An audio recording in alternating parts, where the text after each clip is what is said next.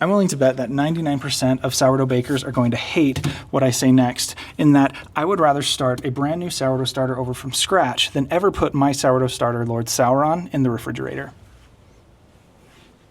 The truth of the matter is, the benefits that I've experienced and the improvements that I've seen in my sourdough loaves by keeping my starter at room temperature have convinced me that I will never put it in the fridge again. I also understand, though, that not everybody's life revolves around their sourdough starter like mine does. So even though plenty of Basil and Bloom's followers have found great sourdough success by keeping their starters at room temperature, here are my general guidelines if you feel that using the refrigerator is right for you. Give your sourdough starter a good high ratio feeding, like a 1 to 10 to 10, before it goes into the refrigerator, and put it in the refrigerator before it reaches its peak. It will reach its peak right as it gets down to those fridge temps, and it will be primed and ready for use when you're ready to take it out. In a pinch, you can take this starter straight from the refrigerator for the next 2 to 3 days and it will work pretty good.